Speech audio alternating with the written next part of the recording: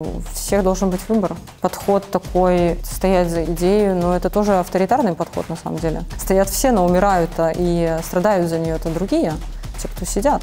Сейчас мне просто, мне страшно. Маша скоро разучится говорить. Вітаю, сябры, меня зовут Наста Рода, вы на канале ТОК. И сегодня мы с вами находимся у Берлине, куда приехали поразмаўляць с Татьяной Хомич, координаторкой штаба Віктора Бабарыкі, а таксама заснавальніцай асацыяцыі сваякоў колішніх палізняволеных і, вядома, сястрой Марыі Калеснікавай, якая адбывае 11-гадовы тэрмін узняволення. Калі вы з Марыяй сталі цікавіцца палітыкай? На демонстрации мы ходили в 2000-х, на самом деле. Я в 10-м была на площади. Маши тогда, мне кажется, не было в Минске, не было в стране. Вот. Да и в 6-м ходили, в 2001-м ходили. То есть, в целом, не то чтобы были супер политически активны в плане там какой-то частью, не знаю, партии, но всегда, мне кажется, мы следили за тем, что происходит. Вот. А уже в 2020 году Маша, я помню, как она мне сказала, да, то есть мы тогда как раз обсуждали, встретились 12 мая. Собственно, в тот день, когда Виктор Бабарыка сделал заявление, что он пойдет в эту президентскую кампанию, она сказала, что они как раз разговаривали, он ей предложил поддержать его, и она сразу сказала, она сразу согласилась. Вот. А ты разумеешь, чаму ён прапанаваў менавіта ёй? Таму што яна ж не была палітыкам, не была ў ніякай палітычнай партыі, актывісткай. Выглядала, што як бы чалавек з іншага свету, і раптам ён прапаноўвае ёй ўсё гэта ўключыцца. Вообще Маша рассказывала, что они общались на разные темы, на самом деле, там последние месяцы.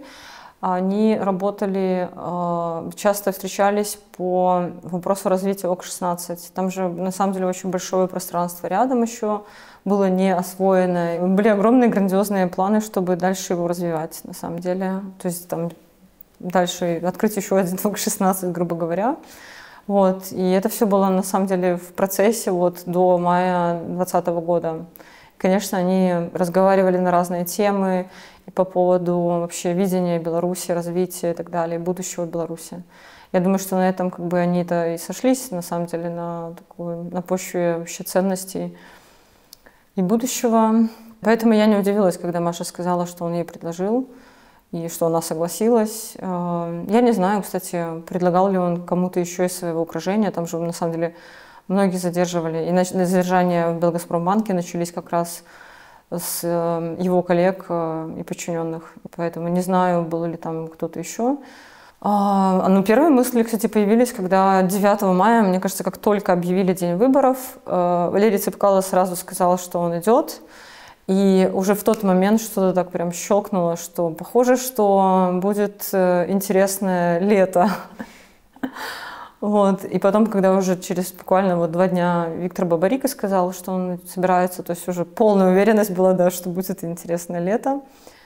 И я еще, наверное, подумала так пару дней.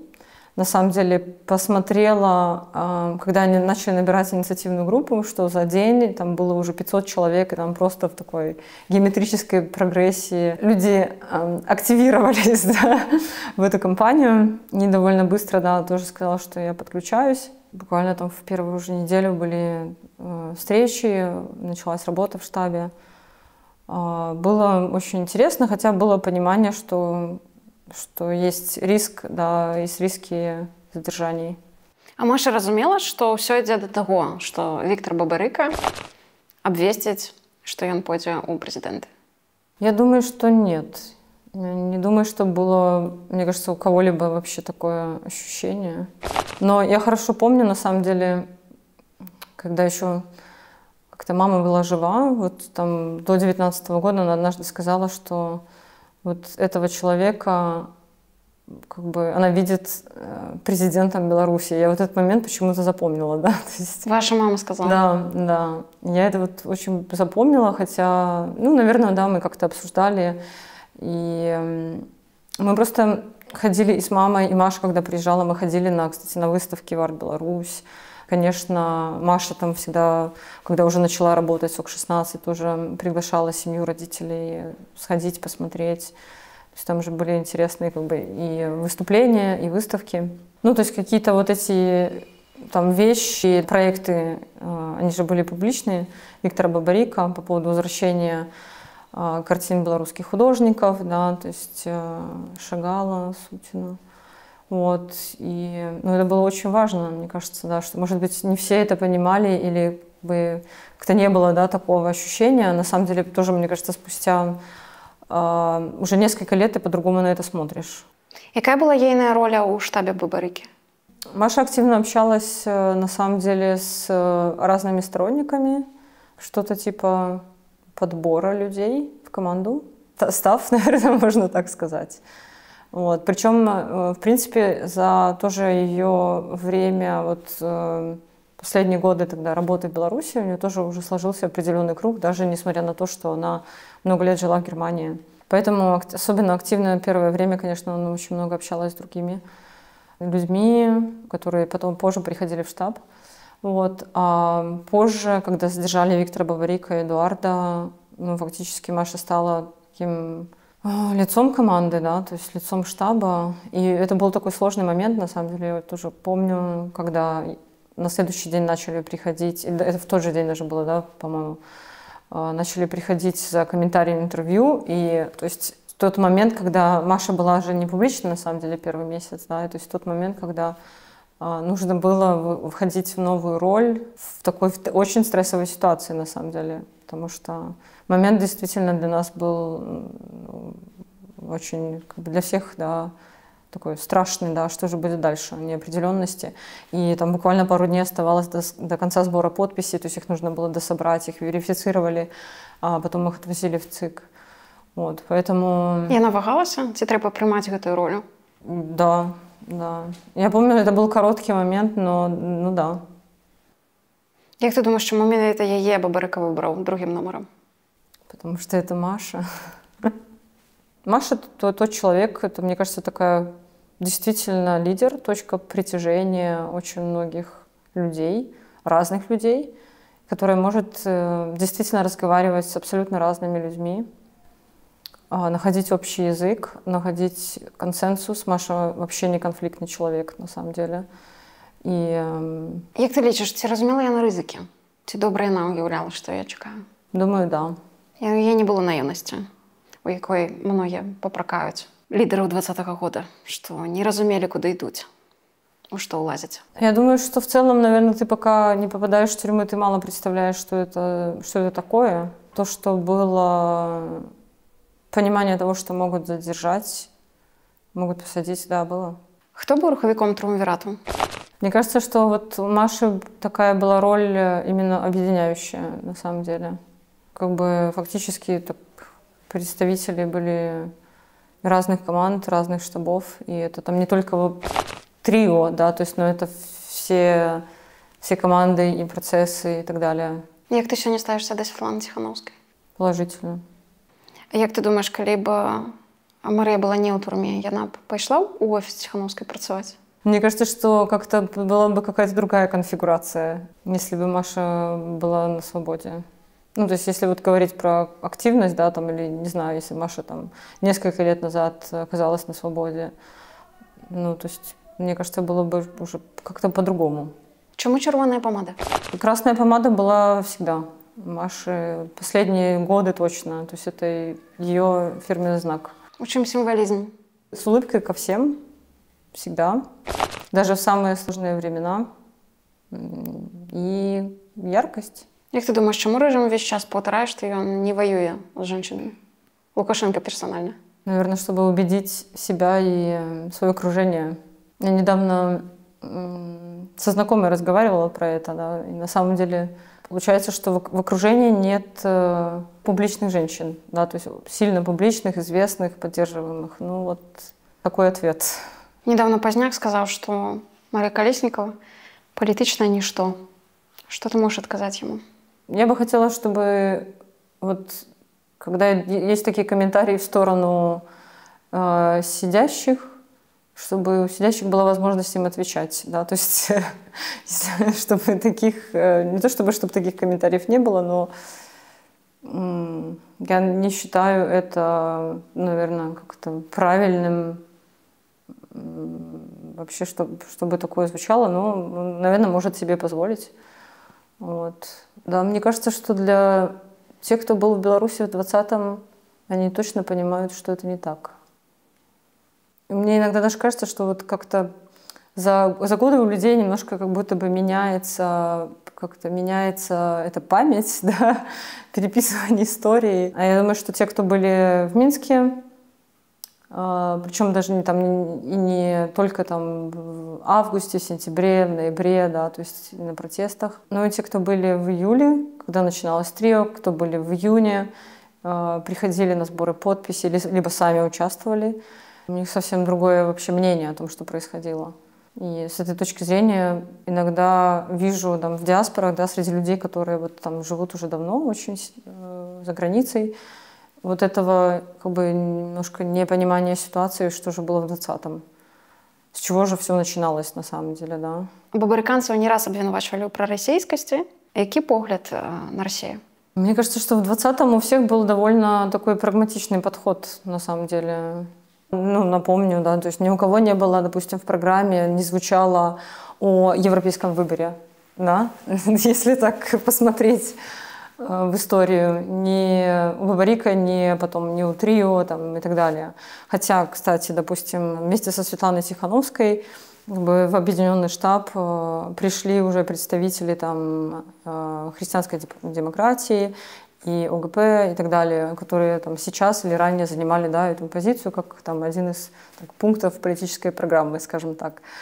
Поэтому в 2020 году этого, мне кажется, вообще ни у кого не звучало. В 2021 году Светлана комментировала и сама еще обращалась к Путину, говоря «мудрый Путин».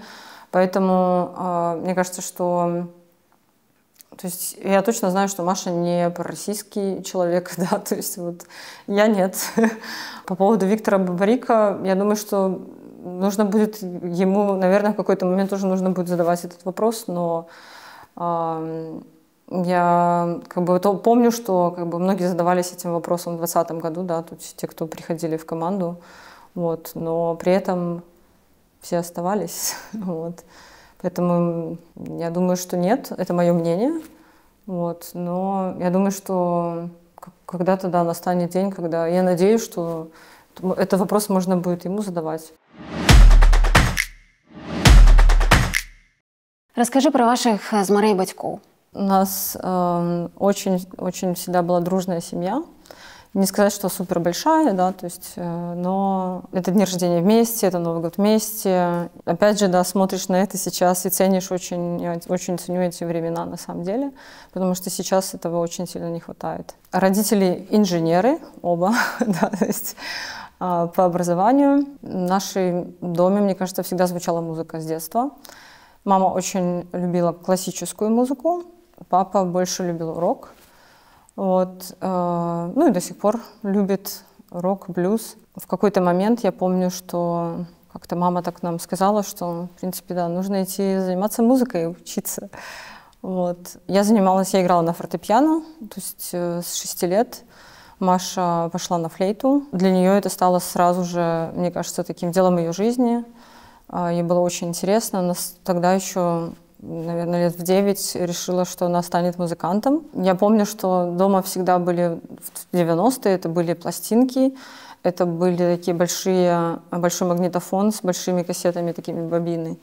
И была разная такая музыка. Я просто помню, что мне было там несколько лет, и мы слушали ДДТ, Фредди Меркьюри, Иисус Христос суперзвезда, Битлз, Лед Зеппелин и так далее.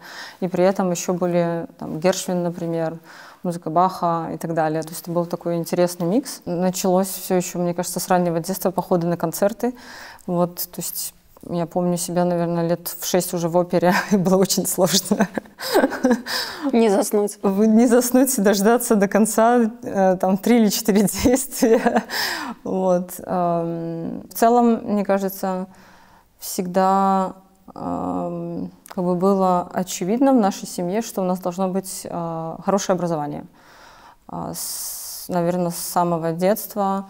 И об этом говорила мама, я помню, тоже. То есть мне, наверное, не помню, может быть, лет 10 было, 13. И она уже говорила о том, что да, там нужно думать о том, куда поступать в университет, что у тебя должна быть профессия, что ты должна сама себя обеспечивать. Мама была дальновидная, скажем так. Да. К сожалению, мама не стала в 2019 году, проблемы со здоровьем. Как для вас это было с Машей? Конечно, очень тяжело. До сих пор, на самом деле, очень тяжело. Ее очень не хватает. Мне кажется, что Маша как-то легче, наверное, пережила этот момент. И как раз это был 19-й год, и у нее были, я помню, как раз такие новые проекты. И в тот момент она как раз начала работать в ВОК-16 и чаще приезжать в Минск. И это, наверное, очень сильно помогло нам всем, на самом деле. Я имею в виду и себя, и папу, и самой Маши. Мы могли быть чаще вместе тогда. Что изменилось, когда мама не стала? Мы потеряли друга, да, очень хорошую подругу, и Маша, и я, потому что мы были довольно близки всю нашу жизнь. И Маша, вот, например, когда уехала в Германию, то есть это был еще 2007 год, очень часто созванивалась с мамой практически каждый день, на самом деле. То есть очень там какие-то 10-15 минут поговорить. У нее это всегда было как за правило, особенно потом с развитием всех мессенджеров. Ну да, то есть у нас были очень хорошие, близкие отношения, очень доверительные. Мы вместе ездили в какие-то путешествия. Маша приглашала родителей в Германию. Мы даже вместе там проводили где-то Новый год в Европе. Это было не часто, но это было. И, конечно, такие очень классные моменты вместе. Сейчас иногда не хватает какого-то такого маминого совета, может быть, да, внимания. Вот. К сожалению, да, то есть это такова жизнь. Як ваші з нею стосунки складывались? У вас был некий момент конкуренции поміж собой, суперництва? С Машей? Мне кажется, что оно было в каком-то раннем детстве, если было. Я как-то хорошо очень помню, мне было лет 13-14, когда мы с Машей стали подругами. Вот мы уже делились всем, чем только могли. Мы вместе проводили время, несмотря на разницу в 4 года. В целом могу сказать, что многие Машины друзья были моими друзьями, да, и на тот момент, и сейчас. И мои друзья очень любят Машу, и мы проводили вместе время, и тоже путешествовали вместе. И я тоже очень хорошо помню из детства, что нам всегда вот говорили, да, что родители, что это же твоя сестра, вы друг у друга есть, вы самые близкие. И мне кажется, что это тоже сыграло очень большую роль, заложило такие вот отношения, на самом деле, на будущее, очень близкие. Когда она уезжала в Германию, это было довольно внезапно.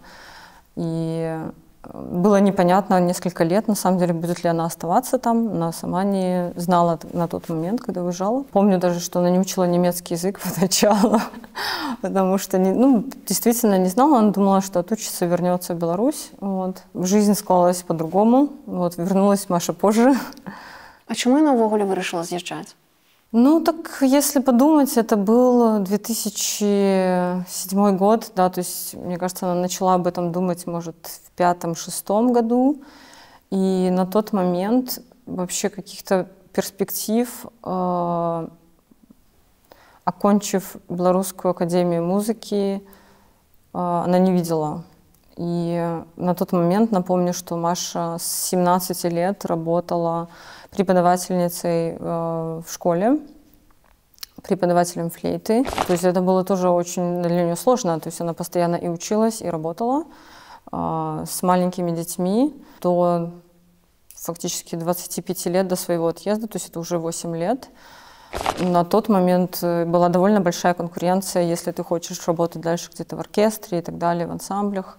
Это было сложно, на самом деле. Я не знаю, какая сейчас ситуация, но тогда действительно было сложно. Она выбрала для себя учиться дальше, причем там тоже такая интересная история, что Маша поехала на первое образование в Германию. Это обучение на барочной флейте. То есть современная флейта, она там металлическая, да, не знаю, как это правильно, да, сказать, она там серебряная, например. Но до этого флейты были деревянные. И это было не популярно в Беларуси, но у нее был такой факультативный курс в академии музыки. Ей очень понравилось, и она хотела научиться этому больше. И в Европе это намного более популярно на самом деле, потому что музыку там, Баха, Телемана играли на такой флейте изначально. Да, то есть ей было довольно сложно первые годы, потому что из небогатой семьи ехать учиться в Германию. Насколько я помню, Маше была стипендия. Я не помню, все ли время, да, но все равно, как бы, например, приезжать домой периодически, да, хотя бы там раз в полгода, раз в год было дорого. Жить в Германии на тот момент, напомню, начало 2000-х, все-таки уровень жизни в Беларуси был другой, было довольно сложно. И ей, конечно, это нелегко давалось. Сколько годов она прожила в Германии? Получается, почти 13 лет. То есть 2007-го и осталась в Минске. Маша тогда весной 2020-го, когда начался ковид, она решила все-таки оставаться, потому что вообще не была непонятная такая ситуация.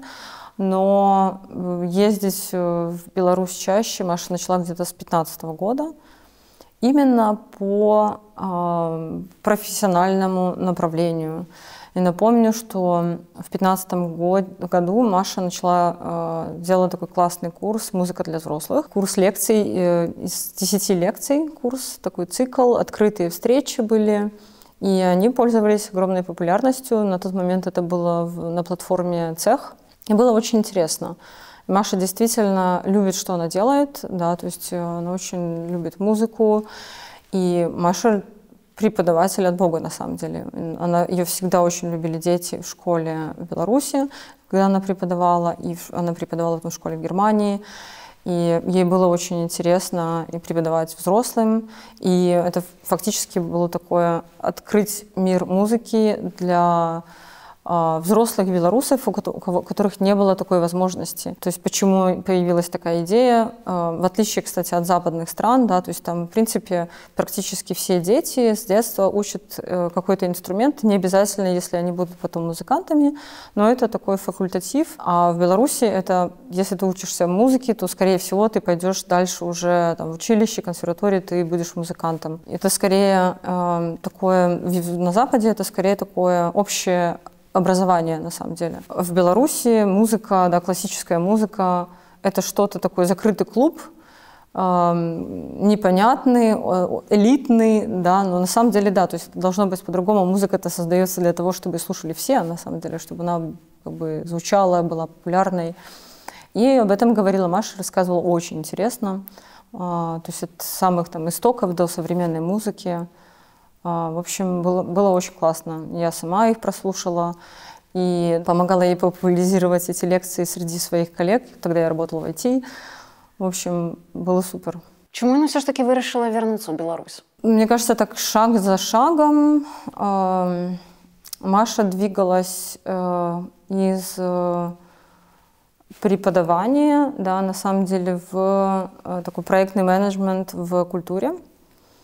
Она стала соосновательницей инициативы «Интеракт» в Германии и в то же время параллельно все-таки создавала проекты в Минске. Это тоже вот началось уже после 2015 года. Привозила артистов разных, немецких, мне кажется, там были польские, литовские, своих коллег для разных там небольших проектов. И это так несколько лет продолжалось, накапливалось. Одним из проектов была, например, композиторская академия совместно с ее коллегами тоже из Беларуси, когда Маша привозила немецких композиторов для таких семинаров, сессий с студентами Белорусской академии музыки, композиторами, молодыми композиторами. И там финалом был классный такой перформанс, концерт того, что они создали за там, короткое очень время. Это было очень интересно. То есть и то, что я потом слышала от Машиных коллег, на самом деле, друзей, те, кто уже там живет давно в Германии, что фактически она делала то, что не делал никто до нее. То есть приносила вот эту современную музыку, именно современную, да, то есть не там Шостаковича, да, там, конца 20 века музыку, а что-то современное и новое привозила, приносила это в Беларусь, открывала для Беларуси такое направление. Так она познакомилась с Виктором Бабарико в 2018 году. Как раз тоже, насколько я помню, это было в ОК-16. И работала вот с ребятами из ОК-16, то есть там часть из проектов были сделаны на этой площадке. В какой-то момент, в 2019 году, Машу пригласили стать арт-директором ОК-16. И на тот момент формат работы у нее был, так как у нее были проекты, продолжались в Германии, инициатива «Интеракт», тоже как бы в сфере именно и выступлений, но и проектного менеджмента. То есть когда сами, да, музыканты организуют эти проекты, да, то есть сами этим занимаются, мне кажется, что это тоже довольно такая, ну, как бы редкая, да, вещь, когда у тебя нет своих продюсеров, да, у тебя нет там какой-то команды, которая тебя продвигает или придумывает проекты, это делают сами музыканты. На тот момент Маша, получается, где-то 2 недели была в Беларуси, 2 недели была в Германии. И вот довольно долго, фактически до ковида, ездила между Беларусью и Германией постоянно. Насколько вы разные с Машей? Мы разные. Не знаю, там, насколько абсолютно разные, какие там оттенки, грани. Ну, конечно, разные. Маша более, мне кажется, открытый человек, более коммуникабельный, наверное, более эмпатичный. Вот. Я по образованию математик по первому образованию, да, то есть Маша всегда работала в сфере искусства, да, то есть как бы поэтому, конечно, разные. Из похожего, наверное, ценности, как бы вот семейные ценности, уважение, любовь, наверное, вот к людям, наверное, это точно общее. У адным з лістоў, дарэчы, я напісала пра моц жанчыны і разважала пра тое, што грамадства вымагае ад жанчыны быць добрай жонкай, нарадзіць шмат дзяцей, быць хатняй гаспадыняй добрай таксама. Як яна ставіцца да ўсіх гэтых рэчаў? Мне кажется, вообще опыт в жизни в Германии как бы тоже ее изменил. Это вопрос как раз роли женщины в обществе и возможностей. Мне кажется, что, в принципе, в Германии, насколько я слышу об этом, да, то есть тоже есть такие стереотипы, когда женщина работает меньше, например, да, потому что она должна еще там смотреть за детьми, раньше освободиться, чтобы сходить забрать ребенка из детского сада или школы. Не стоит идеализировать, да, что в Западной Европе, например, в Германии, там, в частности, да, полностью разделены все обязанности между мужем и женой. Это не так, но в целом, как бы, мне кажется, что у Маши, да, то есть в какой-то момент это тоже сформировалось, да, что все-таки, там, допустим, мужчина и женщина должны делать одинаковый вклад в общую, как бы, там, какую-то бытовую жизнь, семью и так далее. Вот. И мне кажется, что тут опять же сработало наличие образования, да, и такая целеустремленность, что для нее никогда не было, допустим, вопросом, там, будет она работать или нет. Да, то есть, конечно, да. Будет ли она развиваться и самосовершенствоваться, и ставить цели, достигать их, конечно, да. Який быў самы страшны момант для цябе за гэтыя гады? День, когда похитили Машу. Все было вообще как в тумане. Потому что мы почти сутки не знали, где Маша. И только вот тогда утром уже на вторник, 8 сентября, появились эти обрывки новостей по поводу там, украинской границы и так далее. Вот. И только потом уже там больше подробностей, что произошло. Калі Мария захварэла у турме, и яе забрали, як это адбілася на яе здароўе? Ты имеешь в виду операцию на язве? Напомню, что там была фотография, когда ей разрешили встретиться с папой на 10 минут. Это было видно, что Маша похудела. еще тогда, когда вот была связь, там следующие месяца 2 до середины февраля, Маша комментировала адвокату, что она потеряла где-то 15 килограмм. Напомню, то есть Маша довольно высокая, 1,75 м ростом, там такой вес нормальный, это 65-70 килограмм, то есть она тогда уже потеряла много. Почему, опять же, да, столько много? Потому что она фактически точно несколько недель там, после операции не могла есть тюремную еду. Я думаю, что они пытались как-то ее кормить, но просто это было бесполезно. Вот, и она продолжала терять вес, и на тот момент разрешили сделать диетическую передачу тоже. То есть это фактически просто вот со всеми возможными пюре всех видов. Вот. И насколько я слышала, да, то есть и до сих пор, да, то есть вообще, то есть это была последняя передача на самом деле. То есть даже если ей тогда стало лучше, то фактически все это время, уже больше чем 1,5 года, с февраля 23 года Маша ну, так голодает. Да, то есть мы не знаем подробностей, потому что связи вообще нет никакой все это время. Только обрывки информации от тех, кто вышел из колонии в разные периоды. То есть это тоже нужно понимать, что там большой гэп на самом деле между моментом, когда мы узнаем, и когда это было. Вот. И точно вот говорили о том, что Машу как минимум 1 раз отвозили еще в больницу, именно в Гомеле, в городскую больницу. Мы не знаем тоже подробности, да, то есть что это было. Это какое-то было обследование, либо наоборот опять была какая-то критическая ситуация. В общем, точно можно сказать, что, конечно, язва очень сильно подорвала ей здоровье, содержание, да, в тюрьме подорвало ей здоровье. У нее не было раньше проблем с желудком. А сейчас то, что мы вот слышали, что Маша весит 45 килограмм, до сих пор не получилось как-то это вообще проверить или наладить с ней коммуникацию. Мы слышали, что она, ну, действительно, очень многое из того, что там есть, она не может есть, потому что еда довольно грубая, она простая, и чтобы сделать ее калорийнее, туда добавляют комби-жир. То есть там есть какие-то, да, то есть, я так понимаю, небольшое количество мяса, рыбы, но этого недостаточно на самом деле, и это просто там то, что она есть не может. Есть доступное небольшое количество средств, как у других заключенных, но из-за содержания в ПКТ, помещение камерного типа, ограничено, мы не знаем точно, там то ли 1, то ли 2 базовых максимум, да, то есть это 40-80 белорусских рублей. И на эти деньги, то есть ей нужно покупать дополнительную еду, но еще какие-то гигиенические средства на целый месяц. То есть понятно, что за это, ну, как-то пропитаться невозможно. То есть покупать что-то, еще какие-то нормальные продукты на месяц, этого, конечно, недостаточно. Я очень надеюсь просто, что это остановится в какое-то ближайшее время. А что яна паспела сказать тату за гэтыя 10 хвілін? Что это было за встреча?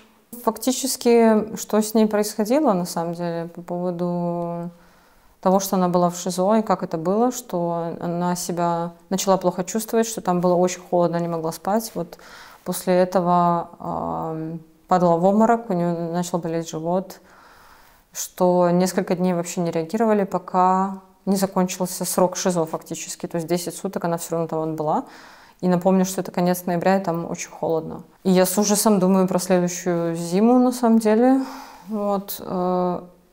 Потому что мы знаем, что Машу периодически все равно помещают в ШИЗО между сроками в ПКТ несколько месяцев, ее помещают там 10 суток, может быть, больше в ШИЗО. Рассказывала о больнице, рассказывала о том, что она же фактически давала согласие врачам на разглашение информации, то есть она в устной форме точно это сообщала, я не помню, было ли письменно, но, к сожалению, тогда ничего не сообщали, на самом деле, о том, что с ней. Но очень благодарила врачей тоже, потому что она считала, что они спасли ей жизнь.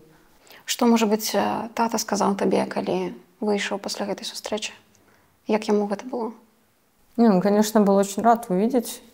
что удостовериться, что Маша жива и более или менее в порядке. Даже на фотографии-то, ну, то и видно, да, что Маша улыбается. Вот. Хотя фотографию сделали втихаря, да, то есть нужно понимать, что это, видимо, с какой-то камеры, то ли наблюдения, то ли на одежде, не знаю. Надо еще тоже знать Машу, точно так же, как во всех вот письмах, которые от нее были, она всегда писала: «Со мной все в порядке, не переживайте, берегите себя». То есть это вот, я считаю, да, то есть это даже те моменты, когда ей нужно думать о своей жизни, она все равно продолжает говорить о других, о родных, друзьях. Сейчас я просто боюсь как бы за ее жизнь.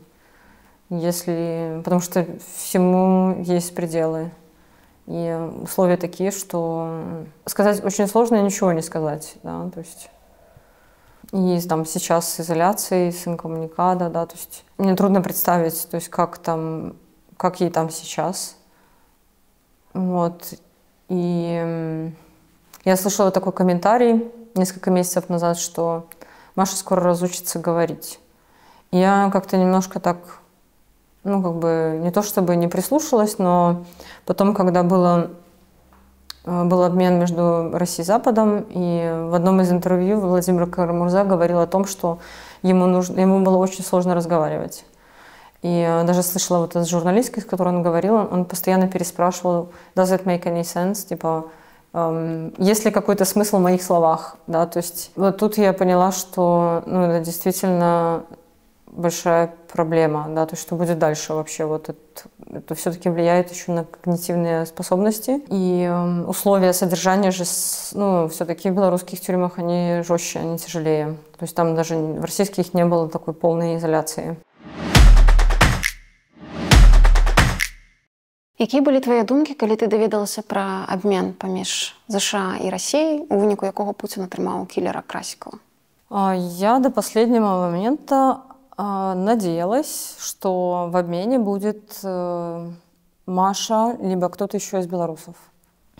Конечно, когда этого не случилось, я расстроилась, такое разочарование. Не то чтобы там это было прям понятно и очевидно, но где-то за неделю, мне кажется, в медиа начало циркулировать то, что предстоит такой обмен, и с российской стороны, да, получается, обсуждались к выдаче именно российские политзаключенные. И нигде не шла речь вообще о белорусах.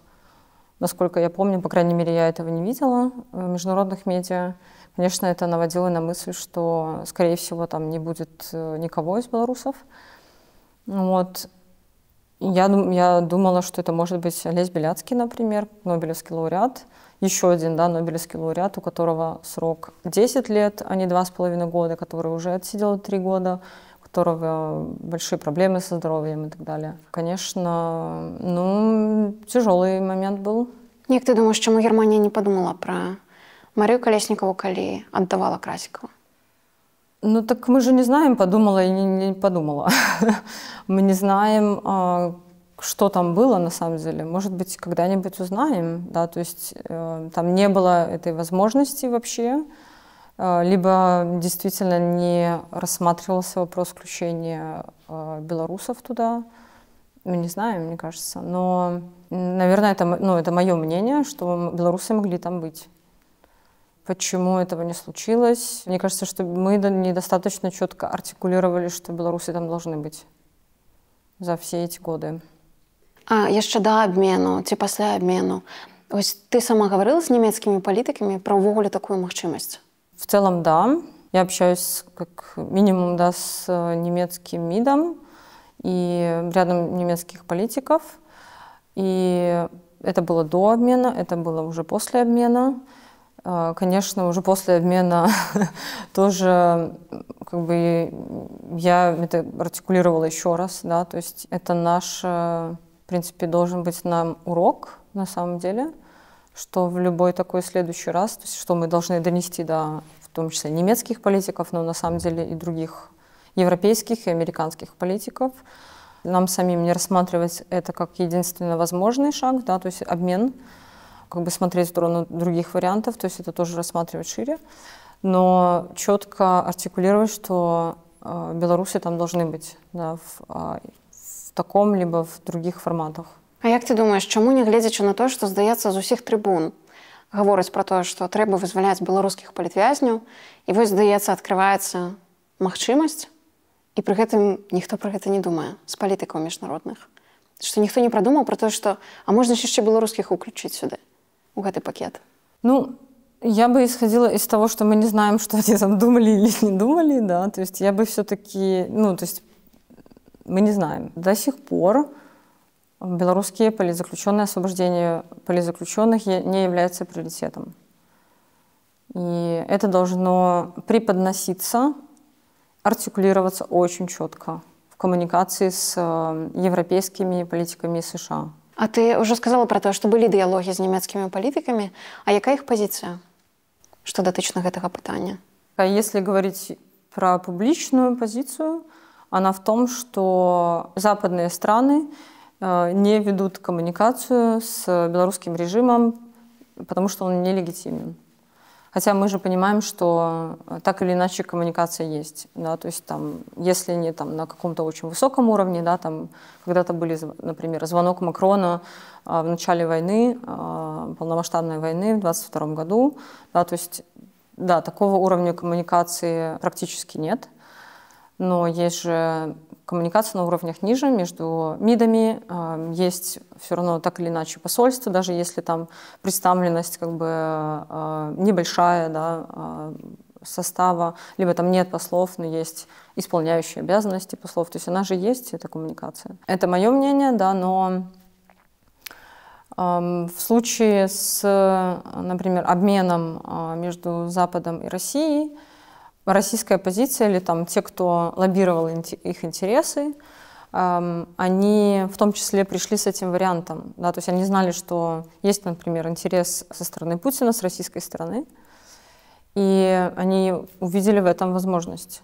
Да, то есть это, опять же, вопрос о том, как это работает. Да, это один из вариантов, это, конечно, не все. То есть нужно понимать, да, что происходит, и понимать, какие из этих процессов могут быть включены там, освобождение политзаключенных, там, белорусских либо российских, ну неважно, да, то есть вот конкретный пример. И уже конкретно эту позицию, это требование необходимо лоббировать. В этом-то и отличается подход, да, то есть не только говорить о том, что да, там нужно там, освобождать людей, и в итоге даже если посмотреть, например, с этим обменом, в России тоже ну, там сотни политзаключенных, пускай меньше, чем в Беларуси, но обменяли-то все равно какую-то ограниченную группу. Да, то есть и вопрос, кто включен в обмен, это тоже, ну, отчасти, да, то есть это тоже работа российской оппозиции с международными политиками. Я считаю, что этот все-таки нарратив, мы не ведем переговоры с диктаторами, он нелегитимен и так далее. Я считаю, что он мешает. Для этого конкретного случая освобождения людей, остановки репрессий тоже, нам нужно, чтобы они разговаривали с белорусским режимом. Я ведаю, што зараз ідзе абмеркаванне магчымасці звярнуцца да расійскіх апазіцыянераў, вызваленых, як, напрыклад, да Яшына. Маё пытанне ў тым, як расійскія апазіцыянеры могуць дапамагчы вызваліць Колеснікаву ці кагосьці з іншых палітзняволеных. То, что, например, я вижу сейчас, да, что на разных площадках представители российской оппозиции говорят о политзаключенных, белорусских политзаключенных. Насколько там глубоко, да, уходит этот разговор, неизвестно, да, на разных площадках, причем и с разными лидерами европейских стран. Поэтому я считаю, что... Про политзняволеных будет гучаць не только из вуснаў белорусов, а и из вуснаў российцев. То, что я вижу сейчас, да, то есть оно звучит из их уст также. Кажется, да, уже даже звучали, мне кажется, вопросы, хорошо ли это или плохо, да, какие-то обсуждения были в белорусских, как бы, медиасфере. Как ты ставишься до этого? Я считаю, что если они будут говорить, напоминать, это хорошо. У нас не так много вариантов, на самом деле. У нас не так много людей, которые нам помогают. Но если уже смотреть, так сказать, глубже, да, в детали, то, конечно, этим должны заниматься белорусские активисты, белорусские демократические силы, белорусские правозащитники. Все-таки, наверное, мы больше погружены в нашу повестку. Хотя, да, то есть это вопрос, опять же, да, то есть вот этих отношений между России и Беларуси, которые переносятся, да, каким-то, вот так вот, если смотреть, переносятся на отношения между российской оппозицией и белорусской оппозицией. То есть, конечно, это должна быть все-таки тема белорусских демократических сил. Зараз Андрей Змітраў, экс-паліцняволены і кандыдат спойлер на выборах 2020 года, ён выступіў з такім праграмным артыкулам, у якім акурат такой ключавой думкай гучала, што трэба ўсіх паслоў заходніх, ну ці не ўсіх, але заходнім паслам вярнуцца ў Беларусь, прызнаць легітымнасць Лукашэнкі, і тады, можа быць, будуць зрухі ў бок вызвалення палітычных зняволеных. Что ты думаешь про это? Я все-таки смотрю на эту ситуацию по-другому. Я не очень согласна с последовательностью. Если так смотреть на то, что сейчас происходит, помиловали там 4 небольших волны помилования, 115 человек как минимум, да, еще 5 человек, 5 политзаключенных, граждан Украины, обменены в момент обмена между Россией и Украиной в конце июня. То есть где-то в сумме 120 человек. Да? То есть этого долго не было, таких моментов, да, помилования, освобождения, по-разному, да, это называют. Это хорошо, конечно, да, что люди вышли на свободу. И я рассматриваю, то есть, эту ситуацию как такое небольшое качественное изменение. Да? То есть то, чего раньше не было, оно сейчас возможно стало.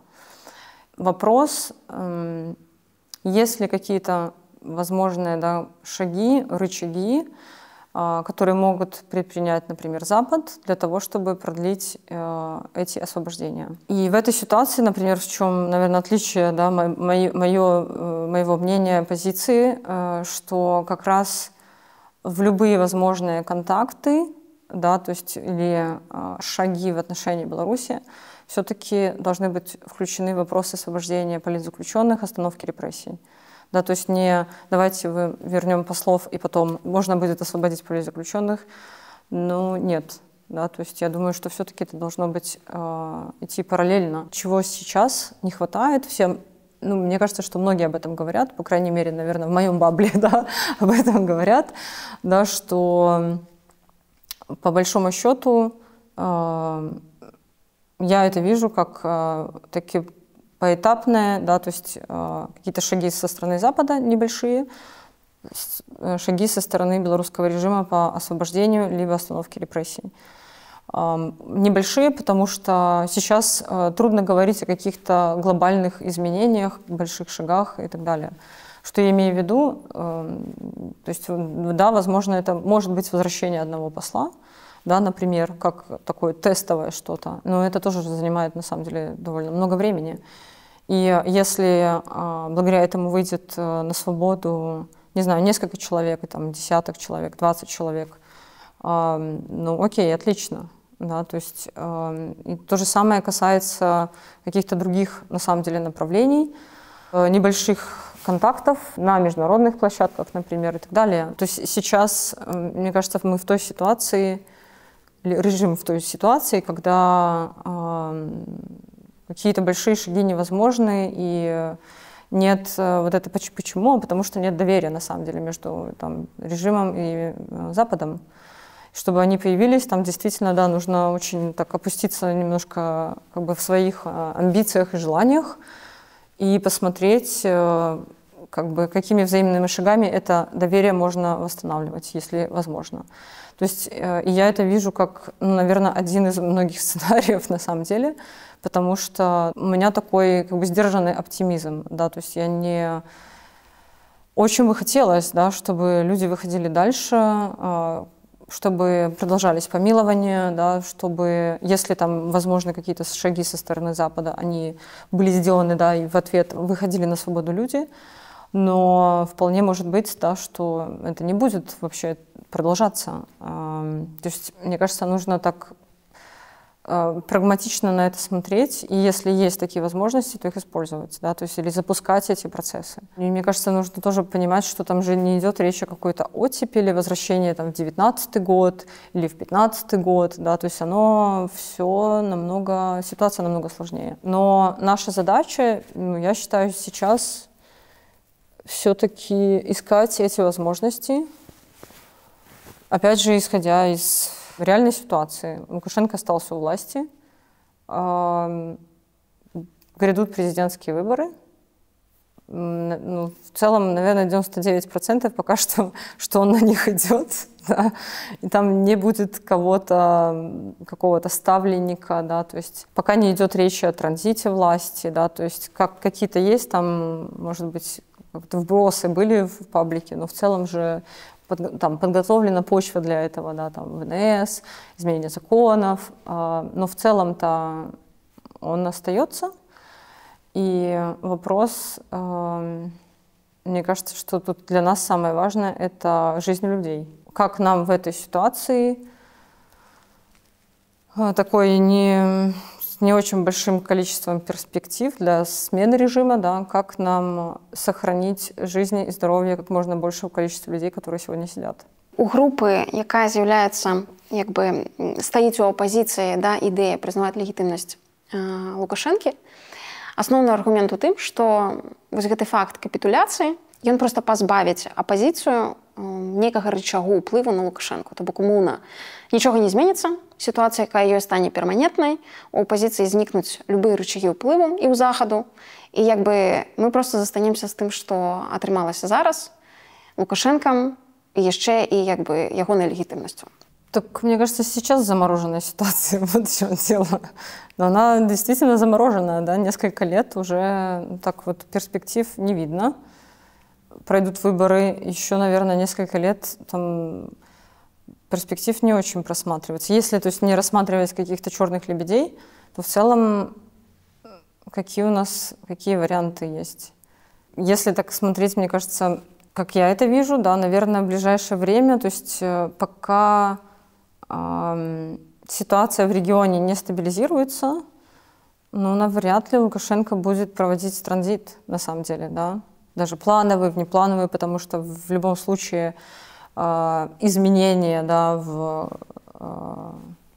оно создает какой-то момент неопределенности, может создать, или турбулентности, да, то есть и насколько сейчас они будут готовы делать какой-то транзит, навряд ли. Посмотрим на Россию. Западные послы там есть, даже несмотря на войну. Западные послы есть в Северной Корее. Да, то есть на самом деле для западных стран важно присутствовать в разных странах, даже если там не демократические режимы, чтобы понимать, что происходит, как меняется ситуация, либо не меняется и так далее. Если это может быть использовано для, мне кажется, в наших целях, да, и в наших приоритетах, вот если это вопрос освобождения людей, это приоритет, то мы должны думать, как эту ситуацию использовать. Выборы, да, и с остановкой репрессий, и с освобождением. Потом, опять же, вопрос переговоров по Украине.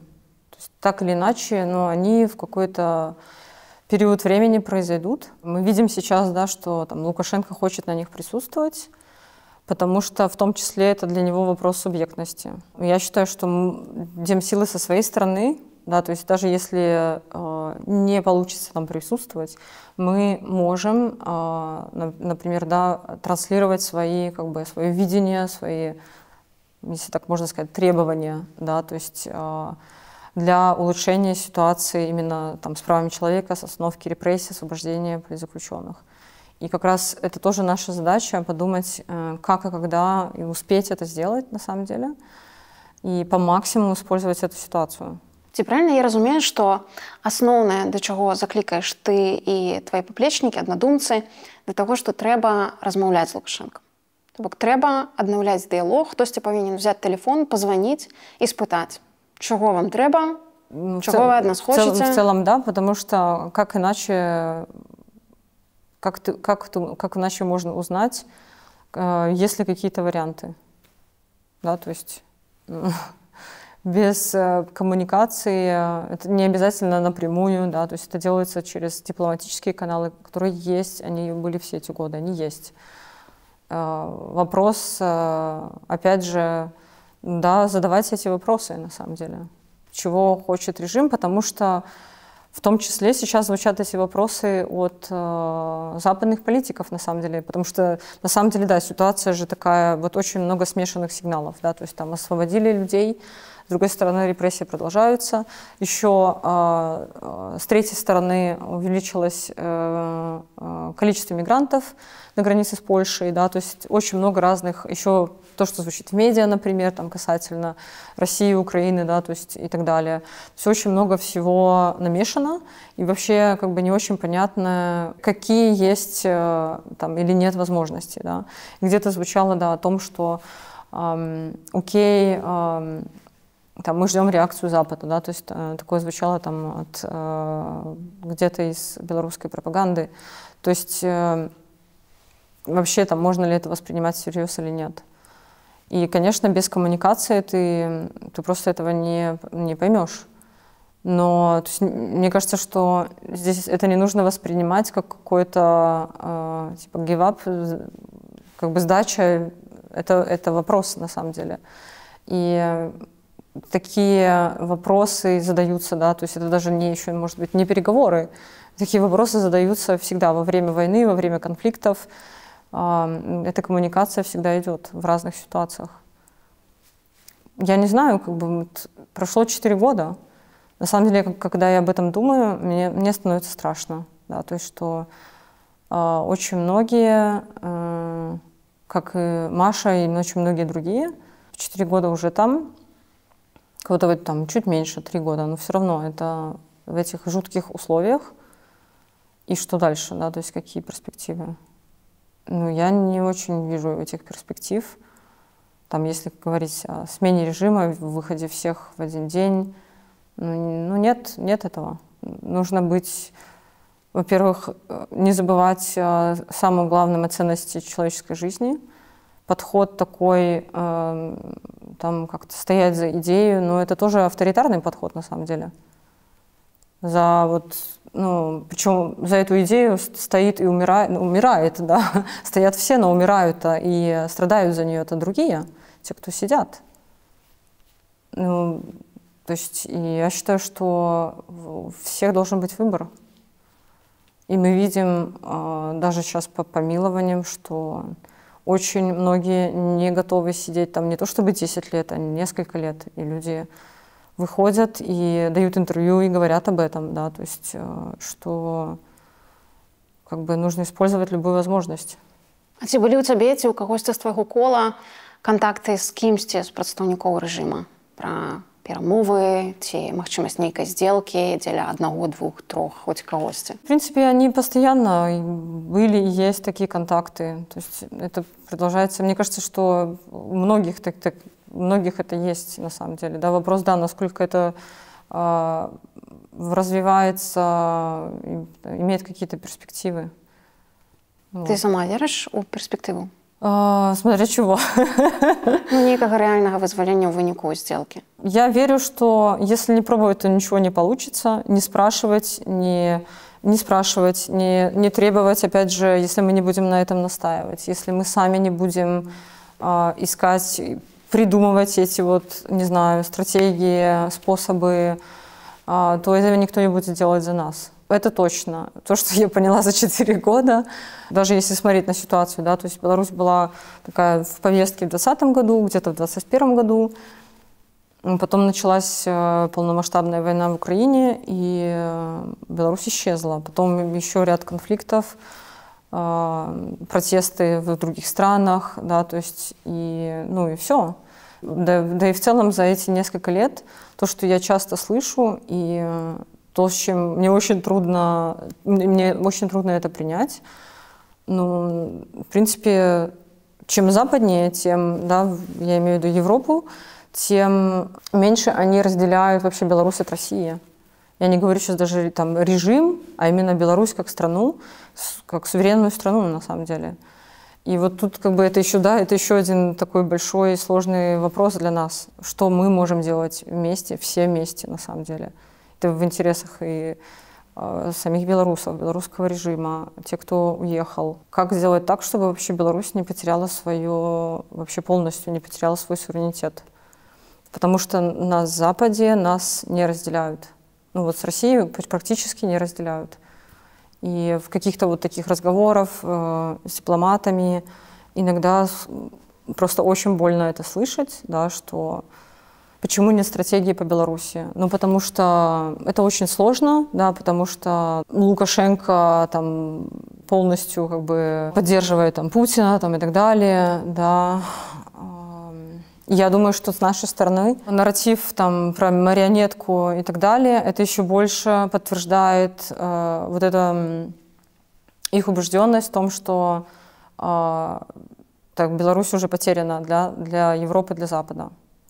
Это мое мнение. Я считаю, что да, нужно говорить о том, что белорусы — это другие, да, то есть очень многие об этом говорят, и это очень правильно. Это важно, то, что делают белорусские демократические силы, Светлана Тихановская, да, и многие-многие. Говорить, конечно, о белорусах, что белорусы отличаются от россиян там, и так далее, да, и отношение к войне другое. Но мне, на самом деле, мне реально страшно за будущее страны. И вопрос еще, а как это все склеить назад, да, то есть в любом случае сейчас есть, не знаю, это можно называть по-разному, там, раскол, есть определенный все равно политический кризис. Часть людей уехала, большинство из них все еще хочет вернуться, да, часть людей осталась, и они, в принципе, в 2020 году поддержали, но уже изменили свое мнение, кто-то вообще просто живет своей жизнью, да, то есть нет войны, и прекрасно, и как бы и так далее, но как вот это все вместе собрать, не потерять страну, не потерять нацию в условиях, когда еще нет перспектив смены режима. Вот это такой большой, мне кажется, для нас, для всех должен быть большая такая задача. Вот. А за нас это никто не будет делать. Ці зв'язуюся з тобою Воскресенське за апошнія годы? Увогуле ні разу? Нет. Як ти ставишся до яго? Ну, калі б ён табе заўтра пазваніў і сказаў: вось ты, Тацяна Хоміч, напішы прашэнне Лукашенко, и мы там, может быть, начнем думать про это. Да, опять же, мне кажется, как бы с какой-то настороженностью, наверное, это, опять же, вопрос, да, доверия. Да, то есть, с другой стороны, я на это смотрю так, что если это поможет улучшить условия Маши, если это поможет, тем более, там, ее освободить или кому-то другому, то я считаю, что такие контакты нормальны. И уже точно десятки родных, я не знаю насчет там сотен, но десятки родных как раз в последние месяцы с ним коммуницировали. А чего он добивается? Я думаю, что то есть могут быть разные варианты. Таким образом, режим какие-то прощупывает возможности. Да. То есть они это преподносят в медиа вот таким способом. Есть какие-то другие пропагандистские каналы, которые, в принципе, приблизительно говорят одно и то же. Поэтому у него могут быть какие-то свои личные, да, мотивы и амбиции. Видит свою политическую там, роль в будущем. Як ты думаешь, а Марии калісьці дадуць такую магчымасць подписать прошение о помиловании и выйти? Я надеюсь, что да. Я надеюсь, что она подпишет, если у нее будет такая возможность. Недавно Воскресенский так само сказал, что, маўляў, нават калі будут всех вызваляць, то там 10 человек важных для Лукашенко, персональных ворогов, все равно не выйдут. Умоўна. Ты допускаешь, что Мария отсидит 11 годов? Я сейчас уже боюсь что-либо говорить, знаешь, потому что я была в числе тех, которые в 2020-2021 говорили, что не отсидят свои сроки. Сейчас мне просто, мне страшно. 24-й заканчивается, то есть как бы 25-й это уже, в принципе, половина срока. Мне очень страшно за здоровье Машина, за ее жизнь, особенно учитывая вот последние как бы, такие новости, то, что я слышала из колонии от других. Поэтому я считаю, что сейчас нужно вообще искать любые возможности, чтобы доставать людей, и они сами это делают на самом деле, да, там многие, мне кажется, многие, кому предлагали, об этом говорили, подписывают, и родные ищут способы, чтобы доставать людей. Это нормально. Як ти думаєш, чому Марію і інших політв'язнів некоторых трымаюць у рэжыме інкамунікада? Я думаю, что отчасти это может быть давление на них. Машу, Виктора Бабарика, Николая Статкевича, Сергея Тихановского, Максима Знака. Ломать Игоря Лосика, да, то есть ломать психологически людей, чтобы они, возможно, меняли как-то свое мнение, меняли свою позицию и так далее. Я думаю, что отчасти может быть и о том, чтобы люди про них забывали. И в целом, насколько я слышала, вот Маше однажды так и сказали. Она спрашивала, это было в этом году, когда она была вот еще, когда была тоже в ПКТ. Маша спрашивала про письма, передачи. И тот дежурный, который делает обход по утрам, он ей так и сказал: «А вас все забыли». Да, то есть вот я думаю, что отчасти, да, это может быть правда. Раней Марыя ўжо жыла пэўны час у замежжы. Як ты думаеш, чаму, калі яе адвезлі на мяжу, і яна парвала свой пашпарт, яна не захацела з'язджаць? Ну, Маша сама об этом говорила еще в 20-м. Ее спрашивали, мне кажется, уже в июле начали спрашивать, вы собираетесь уезжать или нет в августе. Она говорила о том, что потому что ее коллеги, ее друзья находятся в тюрьме, то есть это про членов команды Виктора Бабарика, самого Виктора Эдика. И она говорила, да, что она не будет уезжать, пока они сидят. Як ты думаешь, калі б яна ведала, что я чекаю, яна б зрабіла тое самае? Я считаю, понимаешь, как бы каждый делает свой выбор. Но это был Машин выбор в тот момент.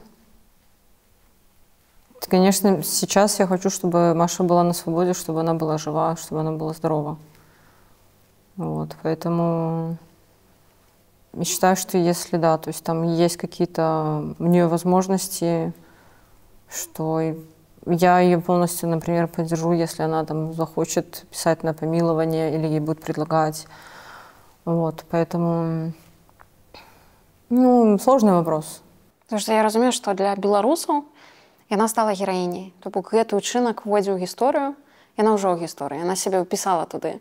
Але я разумею, што для сям'і, для цябе гэта мог быць самы страшны дзень у жыцці і самы жахлівы.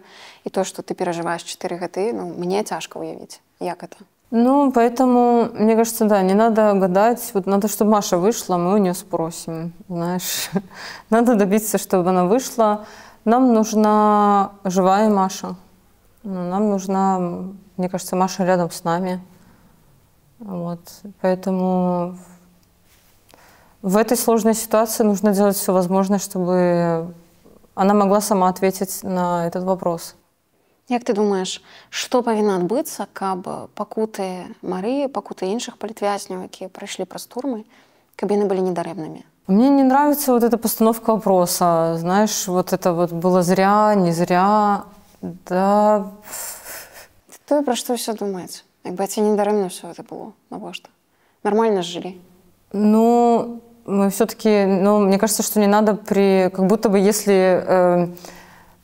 то есть это как-то такое странное противопоставление. Да, то есть если они дальше будут сидеть и мучиться, то ок. Да? То есть то есть все равно и ситуация не меняется, да, вот, не просматривается смена режима. И все, то ок, пускай сидят, да? Вот такое какое-то странное противопоставление. Мне кажется, что это неправильно, и оно манипулятивное. Мне кажется, что можно продолжать делать все то же самое, да, но только чтобы люди были на свободе. Вот нам вот в эту сторону надо смотреть. Варианты, их не так много. У нас нет хороших сценариев. Вот вообще, вот если так посмотреть, нам из всех плохих было бы хорошо, да, чтобы какой-то самый лучший из них сработал. Вот я в этом плане, если так смотреть глобально вот опять на всю ситуацию. Много чего на самом деле и хорошего случилось, да. Все-таки об этом постоянно говорят. 20-й год — это рождение нации.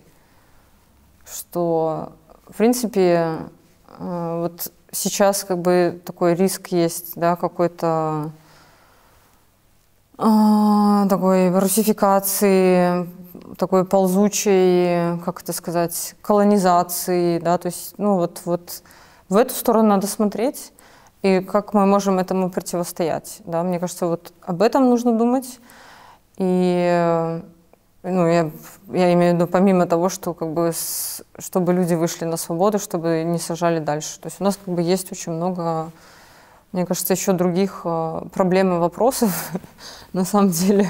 Белорусы, ну, очень много чего смогли.